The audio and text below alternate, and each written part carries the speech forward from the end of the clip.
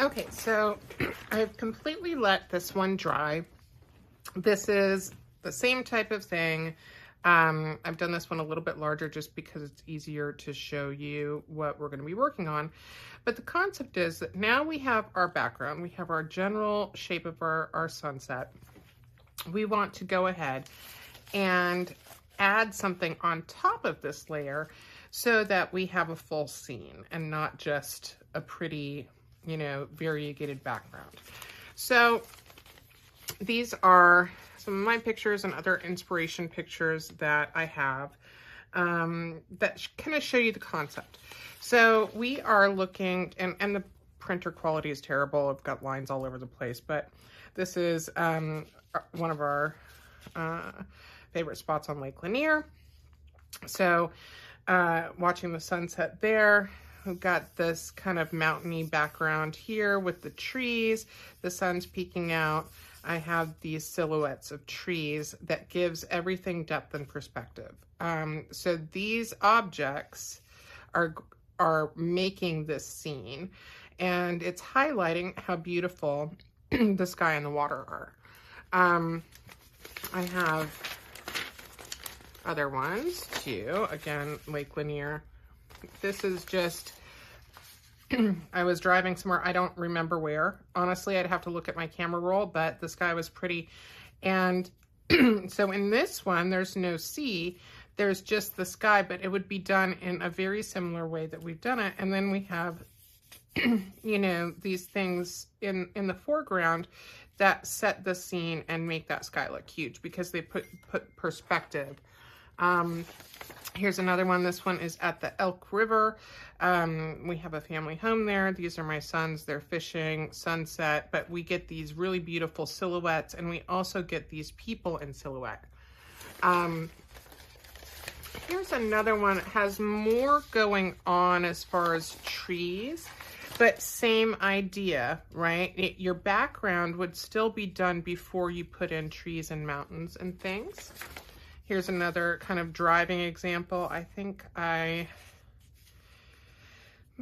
don't know. I may have been in North Carolina here. But anyway, it doesn't matter. The concept is the same. You've got a silhouette. Here's another picture from the Elk River that I took. We had the deer and the silhouette of the mountains and the trees. And this is all reading very black. Let me show you this. I tore this out of, I think, Southern Living or Garden and Gun, one or the other. And it's still a very similar sort of background, but we have a lot of detail here. If I were to paint this, and I was looking to do Charleston, I would simplify a lot of this detail. This would be more of a silhouette in the back. And then this would be a less dark silhouette in the front. So that's the concept. And we're going to do a very simplified version of this now. And so there are a couple of things that you can do to draw your image or your silhouette onto your page. One of them is to literally print out your picture like this, print it to the size that you need. And if you've taken your reference photo and you're not tracing someone else's photo, you can use it however you want.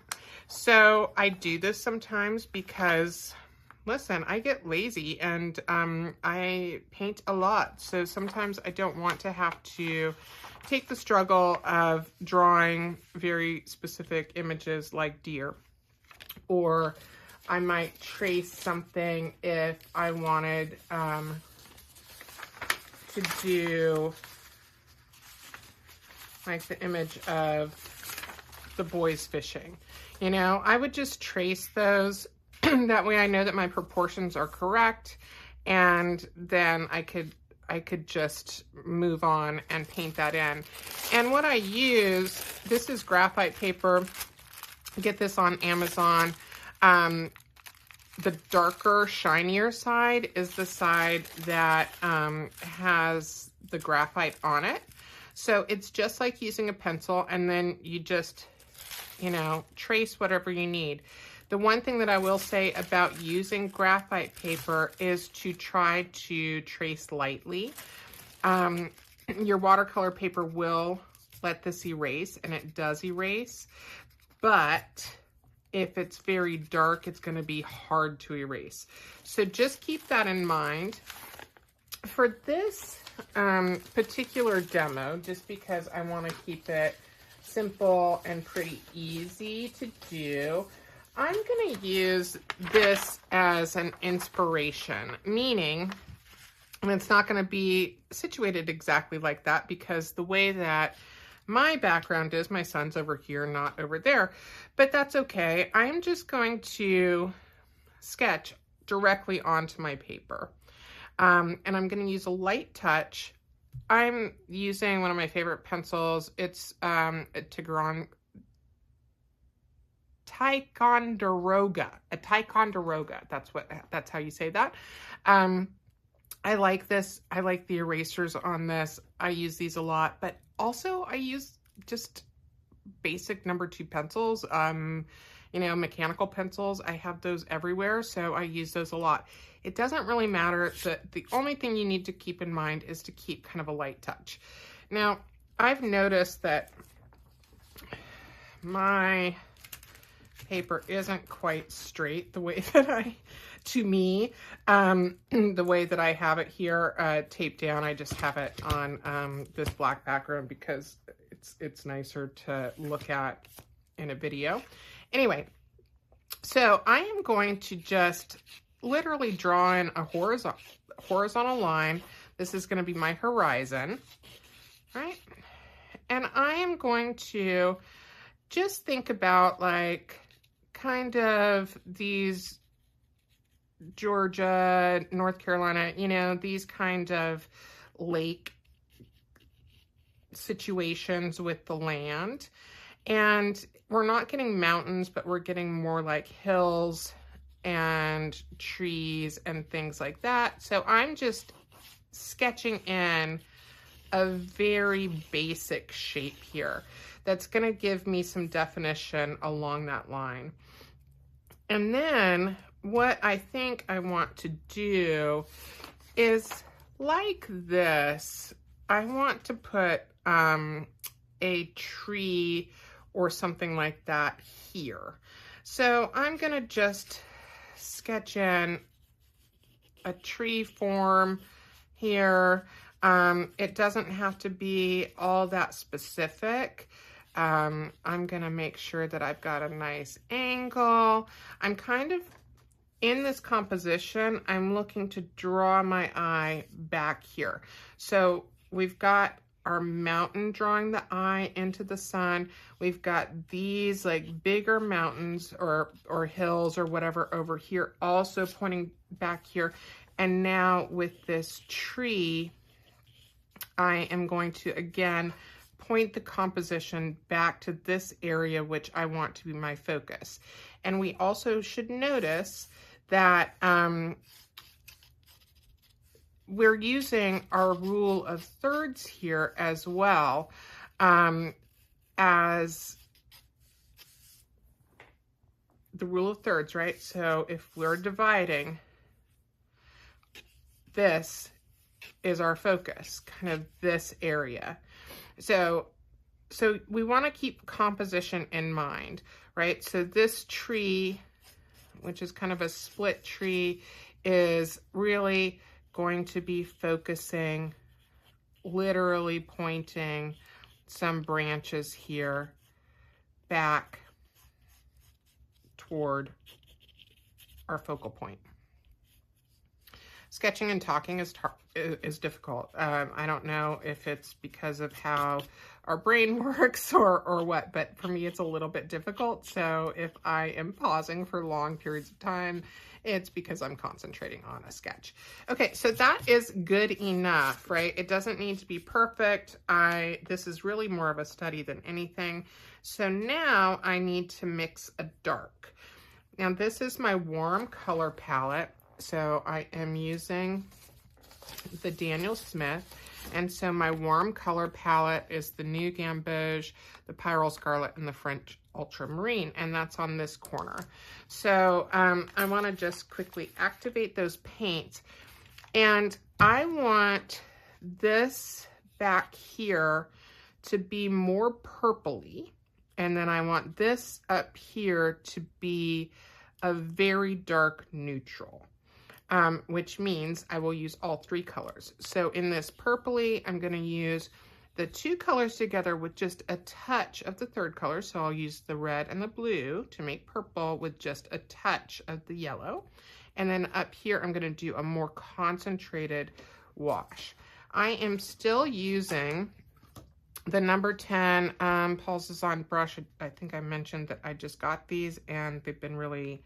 It's been really nice so far. I haven't used all of them, but a number 10 is a great size for this kind of painting. So I'm just putting down a little bit of the scarlet, and I'm mixing straight into that the ultramarine, which is a very strong color. So we want to go ahead and maybe mix in some more of this scarlet. And when I'm mixing paints, yes, I rinse my brush before I go back in here, but then I try to soak up as much of that kind of foreign color that I can. And remember, I'm using my 3-cup method for water so that it's easier for me to fully clean out my brush without having to get up and down all the time. So I'm getting a little bit more of this scarlet. There we go. I think that's going to be really nice.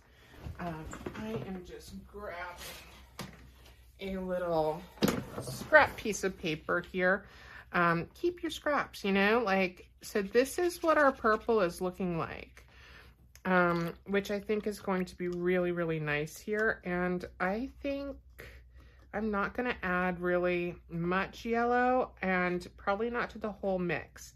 I think I'm going to soak up some of this yellow and put it right over here in this part of the pile. And I might start with this mix, which is going to be a lot more brown, right? That's actually more brown than I want.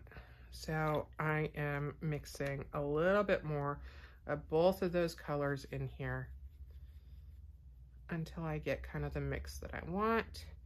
And I'm going to have a little bit of variety in the mix. Yeah, that's kind of more what I'm looking for. This one, and then this one, and a little bit of this one. Okay, and that'll just give us a little bit of depth. Now, my paper is completely dry, which you want, because while we will be creating some wet areas, wet areas, not a lot. So what I'm doing, where my line is, I'm taking my water just by itself, and I'm going along the line that I've just drawn. So I'm bringing it across. I'm not, because I'm making this scene up a little bit, like I'm using a reference photo, but I'm not painting a very specific place. I'm not too terribly concerned about, and listen, I'm not going to worry about the fact that my tree is going to go on top of this mountain, because the tree is going to be darker. So I'm just painting in the mountain or hills and all of that first. I'm going a little bit above my line because I want some of the water and paint to flow there. I'm going to use a little bit of this kind of more yellowy part right here. And I'm going to just start dropping this in where it's wet. And I am using kind of all the variations of this color, and I've got quite a wet paper and quite a wet wash.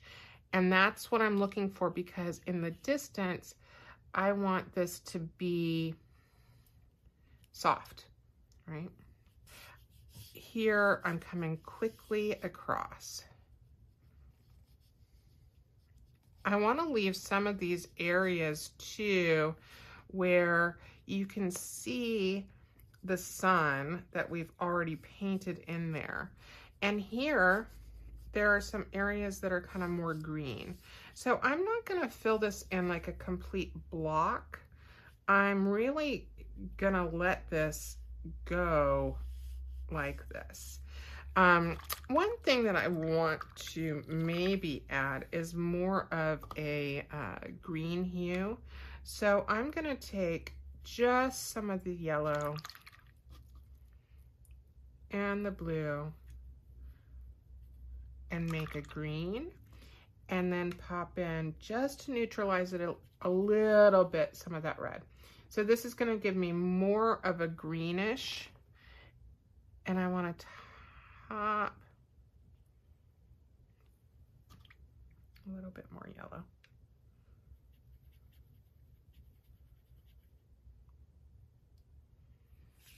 So I want to just plop in some of this green, right? So that it looks like there are trees here, but it's so dark that it's almost too dark to see the color, but not quite. And again, this is in the distance, so I don't want to bring really any detail back here, but that's kind of it for that part. What I will do though is to dry my brush a little bit and to take even maybe a little bit more blue with my mix to make a super dark color, and just come in here right at the very base of this to really anchor it in the water. And you can't really mess this up because you're using the 3 colors that you've already used in your sunsets. You're going to get beautiful color harmony no matter what. And with, again, that really dark, I might pop in a little bit more of a tree line here and there. And you can see that because we're using a combination of these colors, but in different variations, we're getting some really interesting effects without having to do a whole lot of work.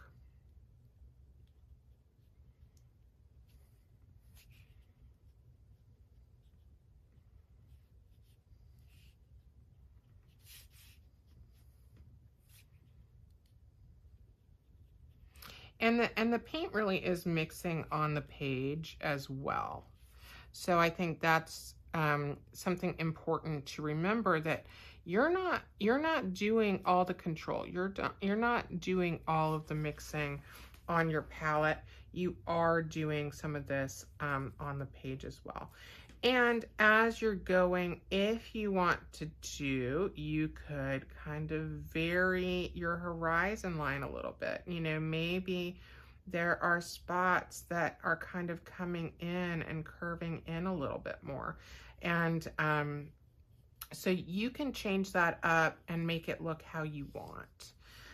But I really like the shape of this so far. Now,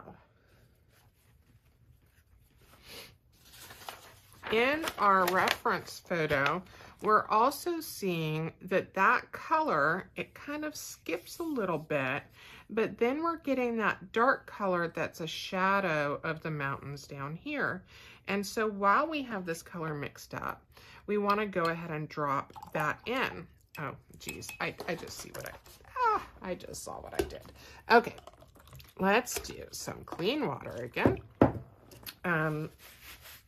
I have my arm full of paint now from sticking it in my palette. That happens to the best of us. if you do that where you fling paint or water, don't worry, just dab it up real quick. So now we're going to take some water and we're going to kind of look and see, okay, our sun is coming here, so our shadows are generally going to be flowing this way. If you see on this one, the sun is here, and most of my shadows are coming straight down because my sun is basically centered here, and so the shadows are kind of coming straight down. Since my sun is over here, our shadows are going to kind of be going like this. So, and remember that water always flows horizontally, right? So what we're going to do, we're just going to take our clean water and we're going to leave a space between our horizon line and where we're going to put our shadows. And so we're going to take clean water and we're going to just start, you know, gently wetting the paper so that we can do a wash here. Now we can wet the whole paper, that's fine, or you can wet just sections. Let's try it with the whole paper, except for that little space in between where we want to preserve that line, okay? Because your paint's not going to flow where your water's not. So we're going to go back into our dark mixes here. And we're going to kind of just shimmer along, right? And just kind of drop in where we think the shadows are going to be for these hills. And if it looks too wet, dry off your brush and don't be too gentle with it. It's okay. These are shadows. We need them to look wavy, right? But they also can be pretty subtle because we don't want to lose all that intense color in our water. And then we're going to have just barely any kind of rippling shadows here. And then grab a little bit more water here on the brush. And I'm being very gentle. I'm really barely touching the paper, okay? But we're getting these kind of watery shadows here that give us the impression that the sun is coming in this way, and we're seeing the shadows of the mountains come down. And just, we can do slightly little ripples back here, and they're going to be smaller back here than they will be at the front. So these ripples will help you to kind of blend in. And for me, the easiest way to think about making ripples is kind of this crosshatch motion. Some people do it in Ys. You can also add a little bit more blue to your wash. Keep it neutral-ish though. I don't want a big, strong, bright blue, but some more blues to your wash. And there we go. And in the foreground, we can get kind of some, there we go. If something is too strong, you just wet your brush, you go through and you soften the edges, okay? But your paper is pretty wet, it's damp for sure. And if you get it flowing too hard, you just wipe off your brush and sweep it up. You see my brush is very dry there, and I'm getting a dry brush effect that I don't really want. So I just wet my brush and I smooth it out. So, and then we do have some stronger lines here, which I think is very nice. So we now have some shadows and we have some ripples, and it looks a lot more like water. So now I can pretty much leave the water alone. I mean, the goal here is to not mess with it too much. We want that beautiful light. We want to see what's happening with the sky and have it kind of bleed into the water. Again, if you find something is too rough, you can smooth it out with just a little bit of water, but try not to make it all blend. You want to see the glow from underneath. And this is part of the beauty of watercolors, is the transparency. So you want to see that glow from underneath. All right. So last steps, I'm just going to take a little bit more blue and a little bit more red and mix it into this dark, okay, more blue because I want this to be really, really dark. And then I'm gonna just pick up this pile of the greenish color to finish out this really dark color. And so what basically we've done is mixed all three of the colors together so that we have a nice dark. You see here that I've kind of choked up on my brush, that putting up here instead of back here or here where I normally paint. When you tighten up your grip, you're going to get better control. And we are doing this painting with only one brush, not a rigger, not a detail brush. So we're just going to use the tip and we're going to make the silhouette. And this is a winter tree, so I'm not going to worry about any leaves or anything like that. And I am just taking this and using the tip of my brush to make a silhouette of this tree.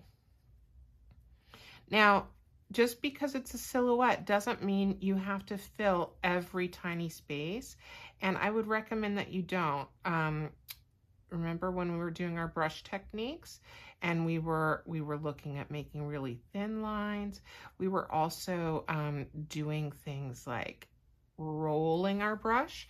That's really interesting with trees when you kind of roll your brush and you can get really organic shapes that way that I think are lovely and very tree-like.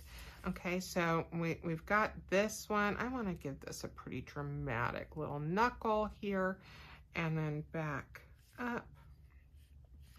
And I feel like it should come down here a little bit more than my drawing. This brush does hold a fair amount of water and paint, so I'm not having to constantly pick up more, but you will have to at some point, right? So you're not really too concerned because this isn't a real place. I'm not terribly concerned about the perfection of this tree or even if it's sticking to my drawing. I'm kind of just do what I want, you know?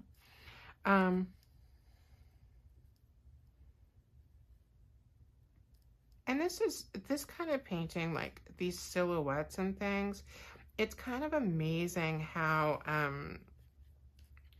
they make your finished painting. I mean, this is, in just a few minutes, this is a different piece of work than what we had a few minutes ago with just the background. And now this is starting to look like a much more coherent, complete artwork. Okay.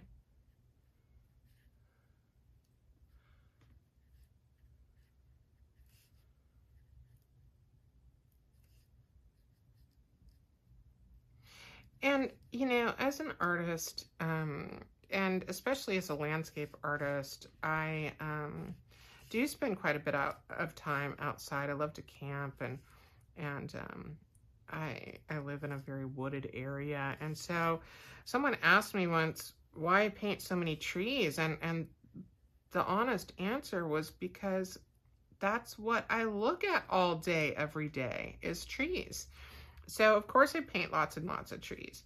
But observation is really key, right? You kind of have to learn what balances and what doesn't. And I think I'm overdoing this tree a little bit actually, but I'm trying to just get it balanced at this point. And I'm gonna have to stop there because I think that's enough.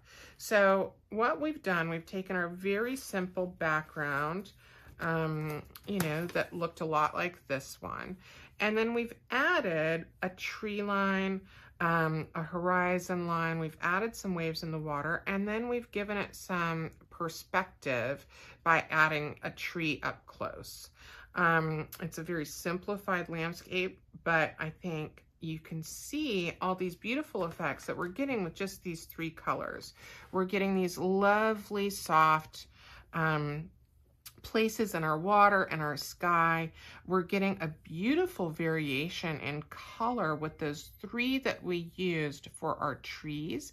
And then we're getting this really rich, dark silhouette in front.